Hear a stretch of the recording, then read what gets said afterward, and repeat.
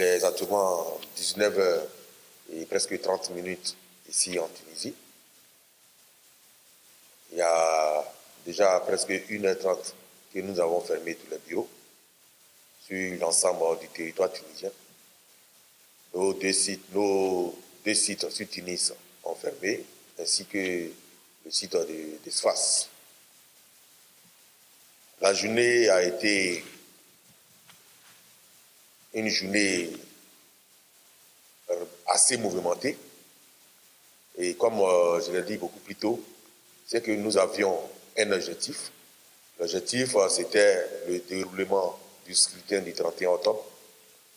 C'était de permettre à tous les citoyens ivoiriens qui souhaitaient exprimer leur choix de pouvoir le faire. Et le scrutin a pu se dérouler. L'objectif général, c'était ça. Certainement que nous avions, parmi nos objectifs spécifiques, celle des zéro incidence, mais malheureusement, nous avons connu des incidents majeurs, aussi bien à l'ambassade de Côte d'Ivoire, où nous avons 3 bureaux de vote, et ici à l'UMT, où nous avons 5 bureaux de vote. Ces incidents n'ont pas véritablement influencé sur la qualité, je dirais, sur le déroulement du scrutin à elle-même.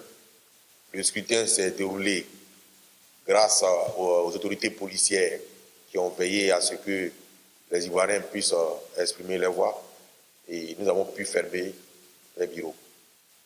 L'incident, nous déplorons l'endommagement de 4 de nos tablettes. Il y a 4 de nos tablettes qui ont eu de véritables problèmes à fonctionner, 4 de nos tablettes qui ont été endommagées. Comment est-ce que cela a pu bien arriver? Il s'est trouvé que le président de la CED Tunisie, ici à ma gauche, M. Jean-Luc Gossio, avait l'ensemble de nos matériels avec lui. Et pendant qu'il était parti au niveau de l'ambassade pour livrer le matériel de l'ambassade, il a été pris à partie par un groupe de manifestants qui ont eu à secouer le carton qui contenait les tablettes. Et ça a provoqué un petit endommagement au niveau de certaines tablettes. Et aussi, au moment où on a reçu les tablettes ici, il y a eu un requérant qui a essayé d'empêcher l'accès des tablettes dans les salles. Et là encore, il y a des tablettes qui sont tombées, et puis voilà, ça a créé un peu d'endommagement, mais Dieu merci, tout est rentré dans l'ordre depuis tôt. Et même au niveau de l'ambassade, la sécurité a circonscrit les manifestants, mais ils ont usé des malices, ils se sont passés pour des électeurs, ils sont venus tranquillement, ils sont rentrés, et une fois dans la salle, ils se sont appris au matériel. Mais Dieu merci, en tout cas, je dis bien Dieu merci, tout s'est bien déroulé, on a pu voter jusqu'au terme du temps qui était prévu, et en tout cas, l'objectif a été atteint. C'est que l'élection a bel et bien eu lieu en Tunisie. Au niveau des violences physiques, nous déplorons déjà, et c'est regrettable, je voudrais déjà profiter de votre micro pour présenter toutes nos excuses au personnel de l'ambassade de Côte d'Ivoire en Tunisie.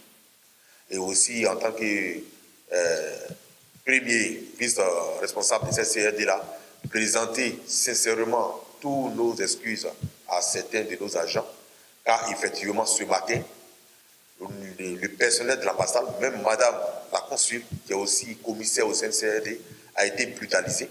Elle a vu son téléphone portable qui lui a été arraché, ainsi que 2 autres membres de l'ambassade qui se sont fait aussi brutaliser et qui ont eu aussi leurs téléphones portables qui ont été arrachés, même si on a pu retrouver cela après. Mais vraiment, c'est vraiment déplorable. Nous profitons de vos micros pour présenter vraiment toutes nos excuses, aussi bien à la chargée d'affaires, à Madame la consul et à tout le personnel de l'ambassade qui a choisi cette journée-là pour se mettre à la disposition de la CED Tunisie. Nous leur disons vraiment que nous sommes désolés et nous disons un grand merci, car ils ont su être à la hauteur de l'événement. Ils ont su être à la hauteur de l'appel de la République. Les menaces, nous les recevons depuis déjà près de 2 semaines. Depuis plus de 2 semaines, c'est des menaces qui sont réelles. Les preuves sont là, les preuves abondent. Et jusqu'à aujourd'hui, on a toujours des menaces. Et les menaces sont là. Voilà. Ils sont allés jusqu'à s'apprendre au véhicule déjà pour une première fois, où ils ont eu à casser les vitres et même à brigander la voiture de la CRD. Ils ont emporté même une forte somme d'argent. On n'a pas voulu communiquer là-dessus, puisque nous avons saisi les autorités policières. Ces mêmes gars ont encore récidivé. Ils sont allés jusqu'au domicile du président. Et ça a été, on a eu toutes les preuves, on a tout réuni.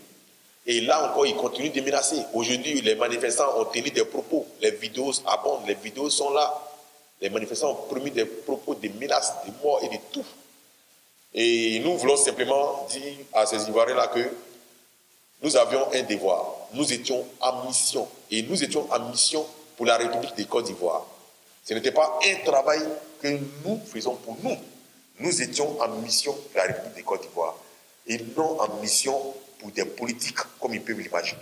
Nous avons prêté serment et on nous a confié une mission, c'était d'organiser les élections ici en Tunisie. C'était notre mission. Et nous sommes allés jusqu'au bout de notre mission pour rester dignes devant la République de Côte d'Ivoire. Oui, à Sfax, l'élection s'est déroulée, je dirais, normalement. Il y a eu juste quelques petits embrouilles, mais il n'y a pas eu vraiment de perturbations majeures. Et tout est rentré très vite dans l'ordre et l'élection s'est déroulée paisiblement. Les électeurs ont pu voter librement. Donc tout s'est bien passé. Dans l'ensemble, on peut dire à 70% au niveau de Sfax.